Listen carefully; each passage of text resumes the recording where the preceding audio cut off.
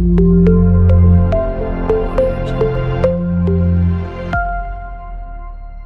morning students. Welcome to the lecture series on operating systems. In this session, we are going to discuss about context switches and various kinds of program schedulers. First of all, why scheduling is required? For example, in a computer, it is referred as a multi-programming based environment. Means multiple kinds of programs will continuously executing in the machine. Which program is supposed to be executed at first? Means some priority will be there, right? So the priority assignment to a program leads to assignment of the CPU, and at the same time some of the process may currently executing in the machine also that need to be stopped. To make it very much clear to you, I will give a simple example. Everybody make use of torrents, right? While you are downloading a torrent, you have a possibility to assign high bandwidth to some torrent and low bandwidth to some torrent. Means, for example, 1 GB speed is there. Within that, if high priority is given to some torrent, then that particular torrent is going to be downloaded at first when compared to the other. Means, more bandwidth will be allocated to a torrent with high priority. Likewise, a torrent with low priority is going to get low bandwidth allocation. Likewise, even in the case of the process scheduling also, while in the allocation of the CPU, we will need to check about the priority of the process also. That priority based execution can be done through scheduling. Means various number of applications are there, but we could not able to run all these applications at the same time. We need to allocate the CPU only one process at a time. Therefore, it is referred as a uniprocessor environment. Our CPU is referred as a uniprocessor CPU because it comprising of only single processor. At any instant of the time, only single application can be run by the CPU. So, some processes have to be executed and some of them are not supposed to be executed. These instructions are going to be described through the concept called CPU scheduling. Okay, in this particular class, we are going to talk about how the dispatch will be carried. In the last session, while I am talking the assignment of the process from ready state to running state, scheduler dispatch has been discussed. Okay, what are the different kinds of the schedulers and how the CPU is going to switch among one process to another process. What are the different kinds of the steps in this particular execution will be discussed as a part of this session. Okay students, please. First of all, we are going to discuss about how the CPU will be switched among various processes. First of all, I have two processes. What are those two processes? One is process P0, the other one is process P1.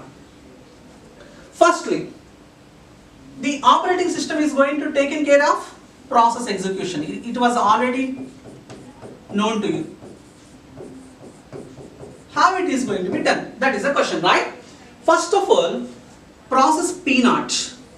As earlier said, in the view of an operating system, a process can be referred as a process control block. So, P0 means a PCB0, P1 means a PCB1. Okay. First of all, CPU is allocated to process P0. So, which will execute? The CPU is allocated to process P0, right? So, P0 will execute. So, P0 is executing. During the process of execution, I realized that compared to P0, P1 is high prioritized.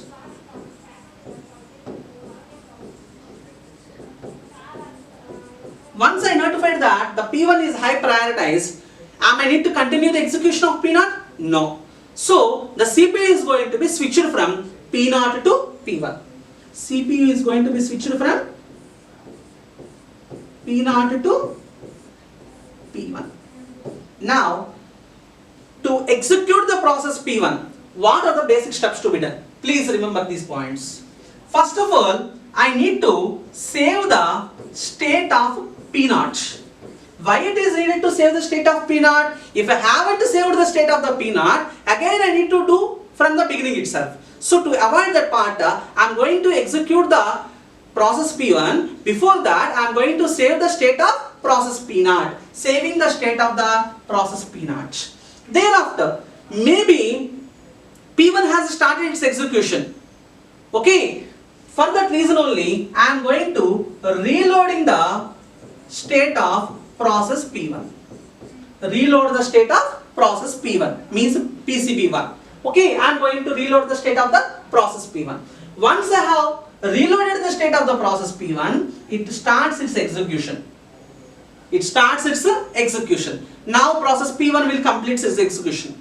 Once after the completion of the execution, I am going to save the state of P1 again. Otherwise, the saved information, if the process state is not yet saved, the information may be lost. To avoid that, I am saving the state of the process P1. Now, what is this time? I am reloading the state of the process P0, reloading the state of the process P0, and P0 is getting executed here. During this time, what is observed say? The CPU is switched from process P1 to P0. Means during this time, the CPU will be idle. CPU will be idle. Means the process is moving, one process is getting executed, and after the completion of the execution of that process, CPU is switched from that process to another process. While it is moving from one process to another process, the CPU is supposed to sit idle. So, if more amount of the time the CPU is sitting idle, then the CPU utilization will be minimum. CPU utilization will be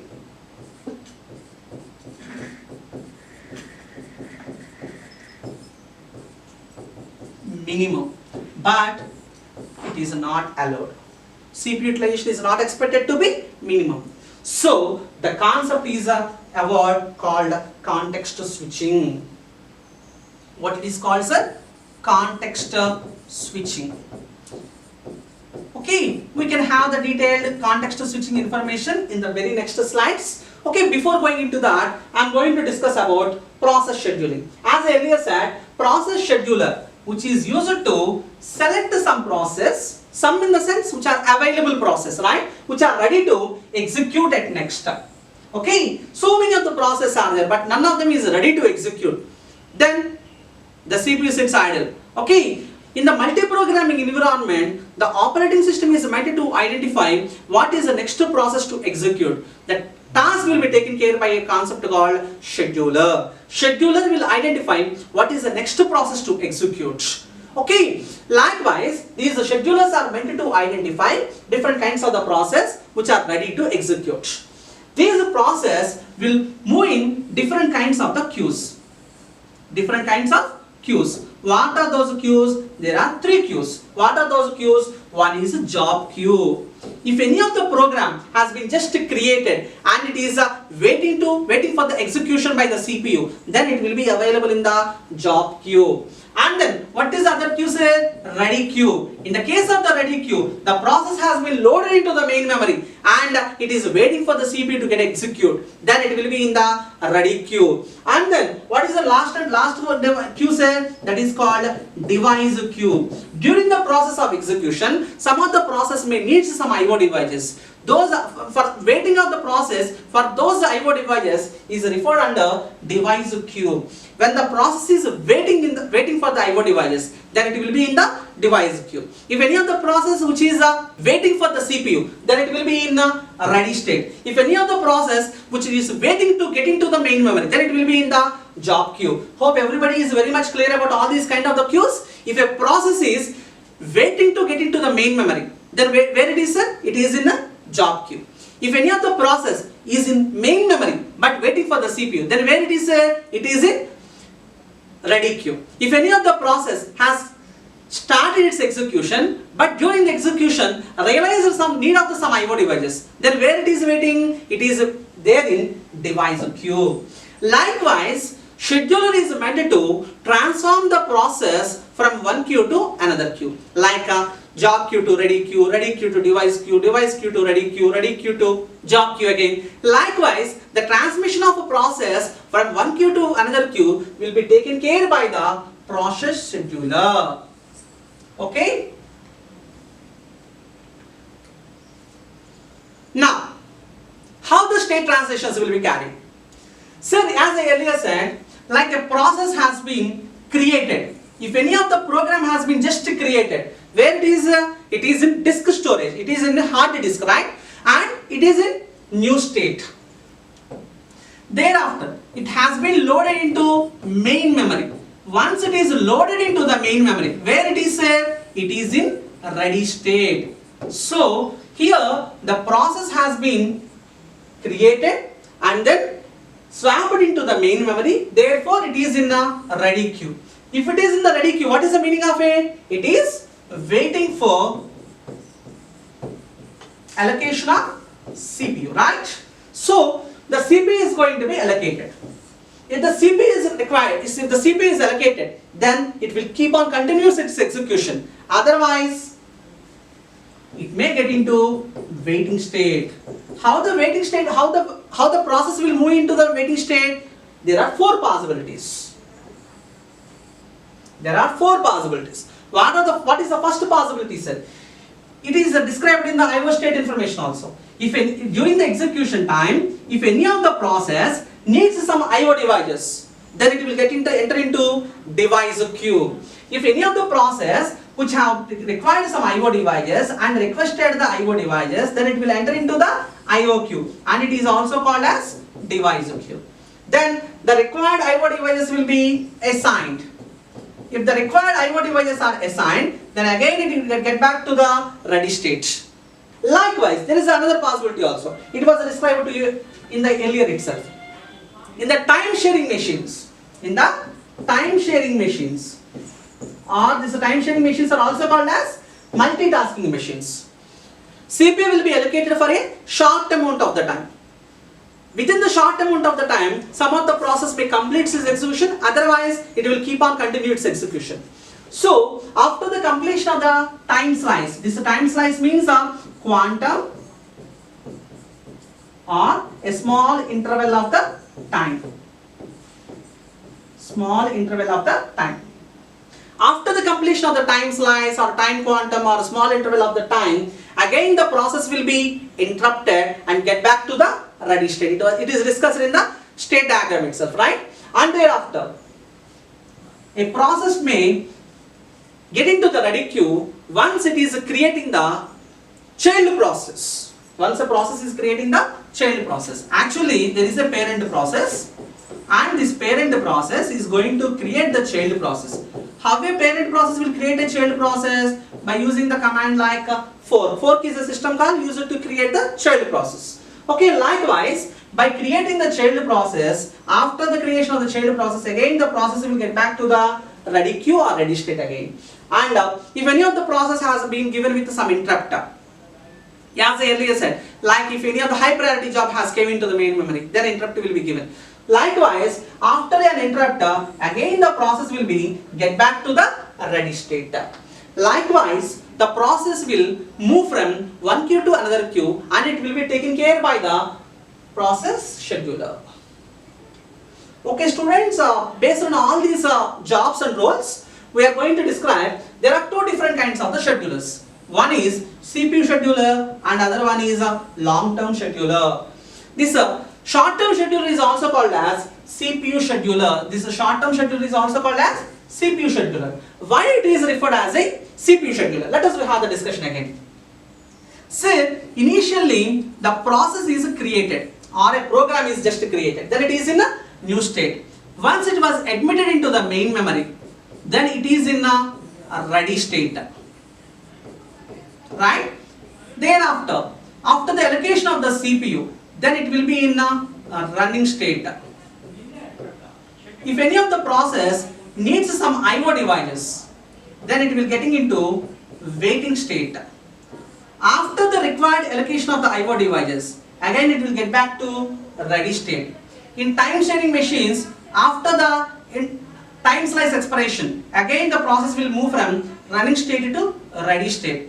After the completion of execution, the process will be exited. Okay, now In the new state, is process is there in the main memory? No. In the ready state, is the process is in the main memory? Yes. In the running state, is the process is in the running main memory? Yes. In the waiting state, the process is in the main memory? Yes. After the completion of the execution, the process will move out of the main memory. So we are not going to talk about that.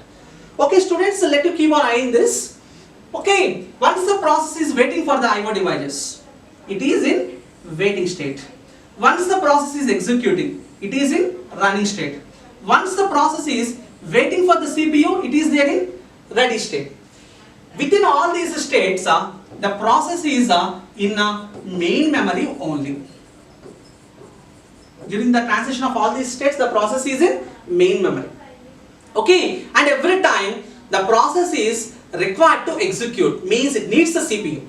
Okay, guys, if the process needs to move from ready state to running state, or running state to ready state, or running state to waiting state, or waiting state to ready state, ready to running, running to ready, running to waiting, waiting to ready state.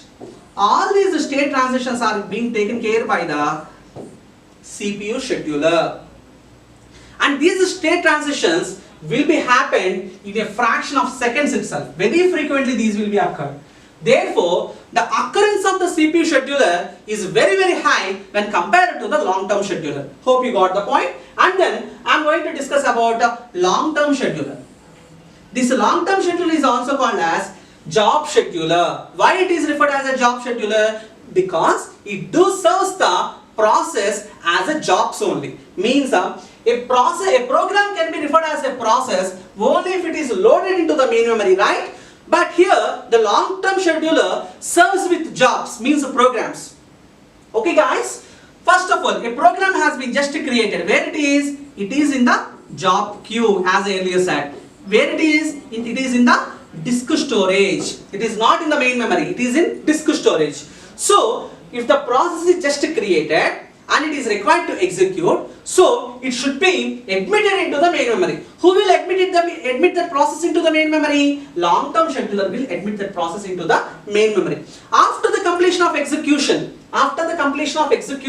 it need to exit the main memory. Who will make it exit? Again, long-term scheduler will make it exit. Okay, so if any of the process which needs to brought into the main memory, then long-term scheduler will move that process from secondary storage into the main memory. After the completion of execution, again the same long-term scheduler is meant to move out of that particular process from the main memory. So the brought in and brought out, both of them will be taken care by the long-term scheduler. Due to that reason, this is also referred as a job scheduler. And this job scheduler will not occur that much frequent when compared to the short-term scheduler. And it is going to describe the degree of multi-programming. What is the degree of the multi-programming? I will give a simple example related to this also.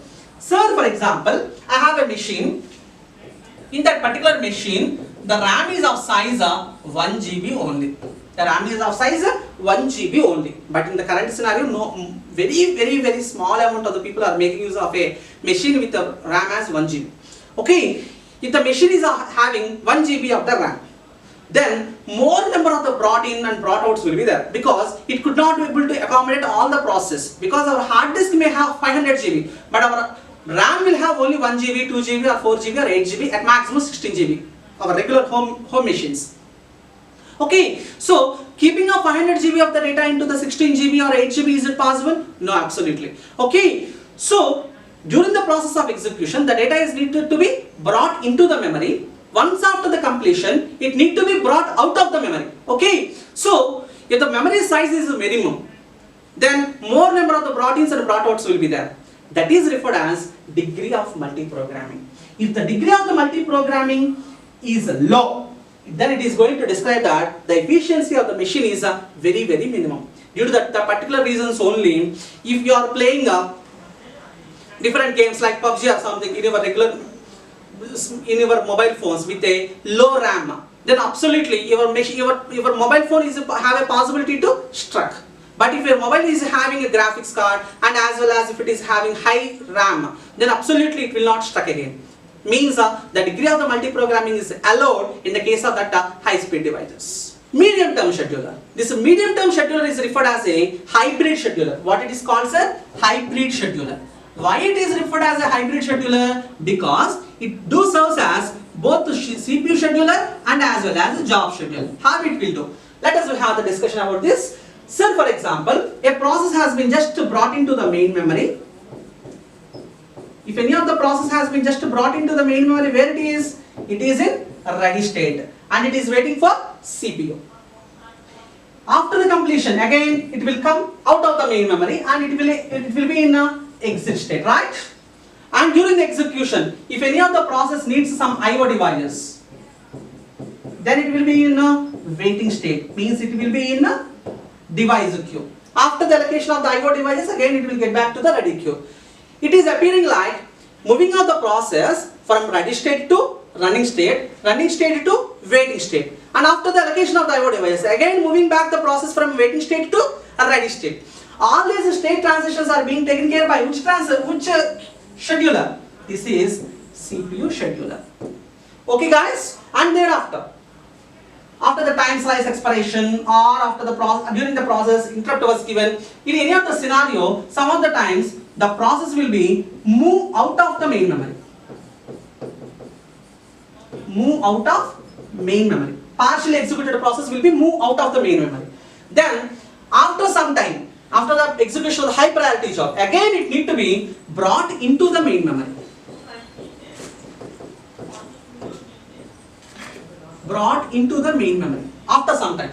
Okay, this moving out of the main memory and bringing back the process into the main memory will be taken care by which process, which scheduler? It is taken care by job scheduler.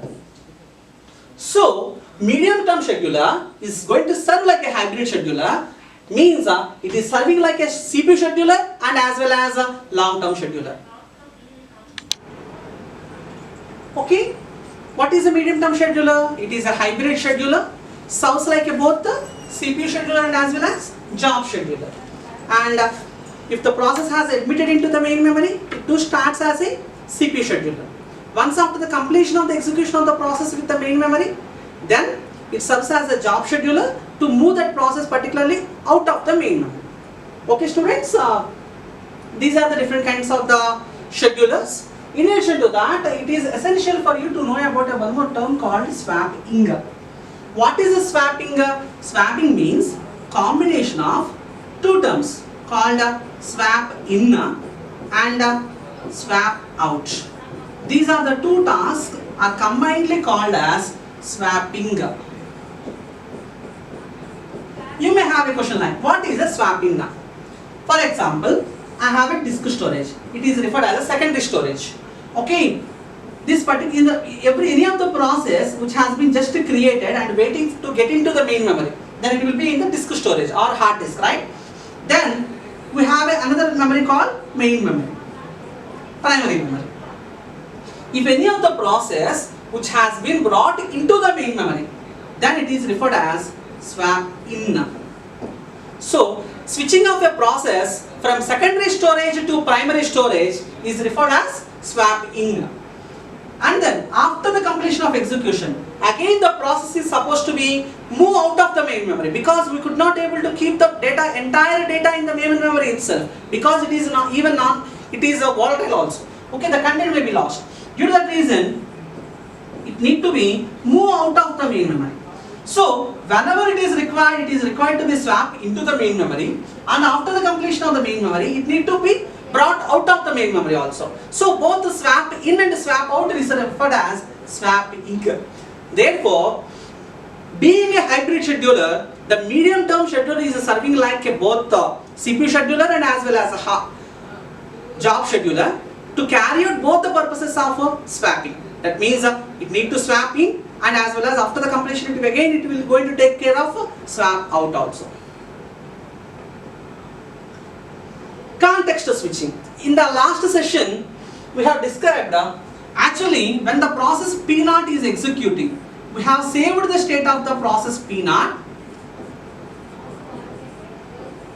as a PCB0, and after some time we have reloaded the state of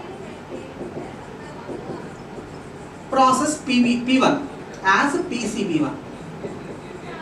So saving the state of the current executing process or old process and reloading the state of new process is referred as context switching. What is a context switching, sir? Saving the state of the old process or the current executing process and reloading the state of the upcoming process or the new process is referred as context switching. And then if more number of the context switches are there, then ultimately the CPU utilization is going to be poor. CPU utilization will be poor if more number of context switches are there. And then if the more number of the context switches are there, then as I said, the performance of the CPU will be fell down, because the most of the time will be taken care by the operating system to switch the process, to switch the CPU from one process to another process if more number of the context switches are there. Due to that reason, the CPU utilization time will be minimum, but the context utilization time will be high. Due to that reason, the utilization will not be done in a proper manner if the more number of the context switches are there. That is a disadvantage. And thereafter, it is a overhead, as I earlier said, like if the more number of the context switches are there, it is referred as a overhead.